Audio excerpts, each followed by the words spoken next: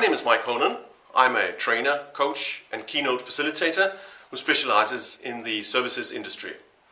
The first half of my life I spent in the hospitality industry.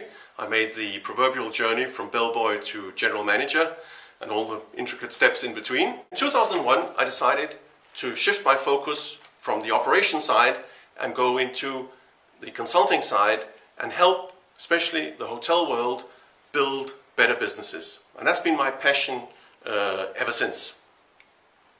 What I'd like to introduce to you with this video is a concept, a workshop that I've been working on for a while, because I see very big changes in the whole meeting industry market.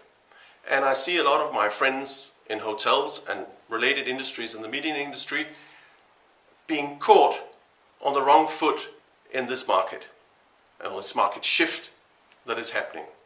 So with this little video clip that you're watching now, I would like to introduce to you a concept that I call building a better meeting business that I think you might find very useful. I hope you enjoy it.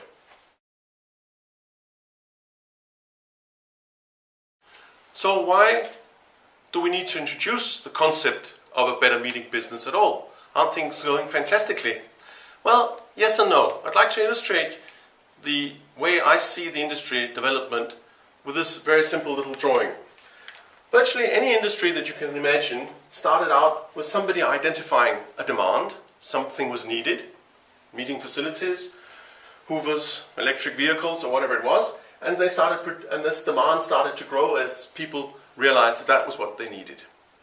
But in virtually every industry that we know, what happened was that initially there weren't so many people supplying what was needed, but very quickly, as it became clear that there was a demand, we had this shift and this crossover where suddenly supply exceeds demand. And in virtually every industry that you can think of, we now have this situation which I call the situation of abundance. Supply vastly exceeds demand.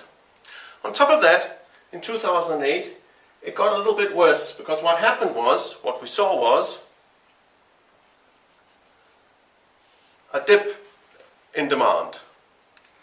And unfortunately, because we'd had so many years with rolling success and high demands in many senses, we suddenly also in very many industries saw a jump in supply, because lots of people had been planning stuff. And so what has happened is that the gap between supply and demand has increased, and we all find ourselves in this situation I call Jaws. We get caught in the huge gap between supply and demand. In this for a while. Well, there are a number of key factors, and they're probably all well known to most of us.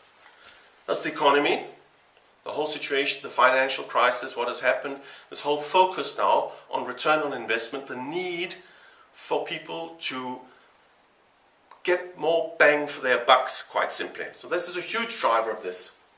Secondly, we have ecology in our industry, the realization that maybe it doesn't always make sense for 400 people to each get into their car and drive 1,000 miles across country to all convene in one place and meet up. Because suddenly now some people, some of us, many of us are starting questioning, does that make sense? And finally, of course, we have technology, so we now see all sorts of new ways of meeting virtually that are exaggerating or accentuating this gap between supply and demand, because quite simply some of the demand is now going somewhere else. That situation has been very well captured in a concept which I don't know whether you're aware of, but IKEA, the big furniture company, in 2010 launched an internal campaign which they called Meet More, Travel Less.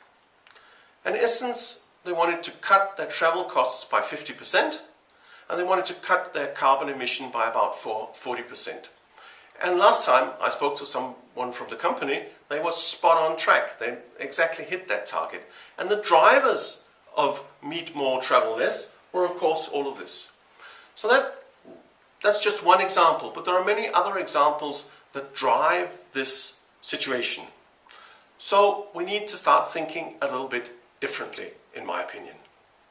So what happens in the marketplace when we find ourselves caught in this gap between supply and demand?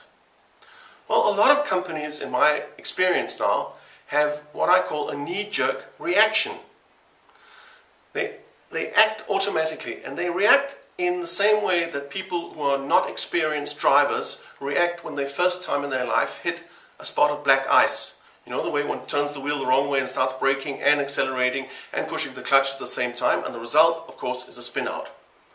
In the business world, the hospitality industry, the equivalent of that is that companies immediately slam on the brakes and start cutting costs, undermining their core product. They cut back on staff, undermining the service delivery, which is the core of what we do. They up the advertising, spending more money in a market that's already overcrowded, where the noise is unbelievable already. They try and turn up the volume and shout louder. It's the same thing we see in the marketplace when somebody gets up, on a chair and says, "Bananas, bananas, buy my bananas." It doesn't work very well. On top of that, they try and widen their scope. They try and see, could we go for more people in a broader market? Could we expand what we do? Could we be more things for more people? But the danger of being more things for more people is that you end up being nothing for anybody. And that is a big, big risk in that situation. So we need to learn to drive in adverse financial conditions. We need to have a proactive, controlled reaction that avoids us skidding out of control. So what do we need to do? What needs to happen? Well, you've probably heard this from many other sources than me over a while. We need to focus on value, return on investment. That's the basic notion. But what, in fact, is the counterintuitive move? The same way that you learn to steer the other way when you skid out, which is in a sense a counterintuitive mood. When we have a value focus, it means we need to shift our focus from the external situation, which is where we naturally tend to go when the market is disappearing out of our hands, and we need to focus internally. We need to focus on the product that we're delivering. We need to focus on the people that we're working with. We need to narrow our market focus instead of expanding it. We need to get a very clear idea about what it is we do well, who enjoys what it is we do, and try and build on that as a platform. Because obviously in an overcrowded market where there's too much of everything, your only chance of survival is word of mouth. You've got to have somebody who tells somebody else that you're the best, because you can't outdo the noise making that is already there. And finally, in order to achieve that word of mouth, you have to realize that good enough is far from good enough in those kind of weather conditions, financial weather conditions. It means that what we previously accepted as an okay standard, as the basic entry level, is no longer good enough. We have to move the bar up. We have to be considerably better than where we were last year. And therein lies the whole challenge. So how do we do that?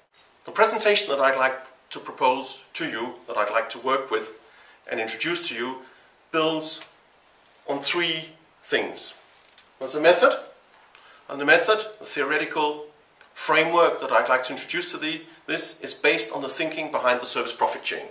As you probably realize, the service profit chain is the foundation of the Ritz-Carlton hotels, the Southwest Airlines, and a number of these kind of companies that are actually doing relatively well, even in adverse conditions. So that's the method. The tools, are two key tools that we'll be working with that I'd like to introduce and that you will learn from this, and that is working something we call the value equation. And this sounds very simple, but it's quite complex. How do we decode what actually is value to our customers? There's a formula for that, there's a method how to do it, and there's a way to get much, much, much better at it, and I'd like to introduce that. Secondly, when we look at what drives satisfaction and loyalty, it becomes very clear that if you deliver the right product at the right price, the right timing, as agreed in the specification, the best that you can hope for is the 3.5 on a satisfaction level scale of 1 to 5. But satisfaction of 3.5 does not create ambassadors for you. It just creates people who are not dissatisfied.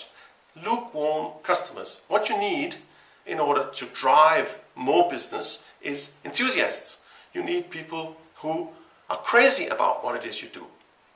And so we need to find out what is the extra component that we build onto what is already an excellent product. Basically, we need another level. We need to go to another level in order to move that satisfaction to enthusiasm. And that is all about relationships. How do we build fantastic relationships with our customers? And that's the other tool that I want to introduce. So what do you end up with at the end of that workshop? You end up with a result which I call a business model canvas. We map out, we give you a framework where you can map in all the different tools and components that I will take you through during the presentation, and this becomes your blueprint for going home and working on each of these elements.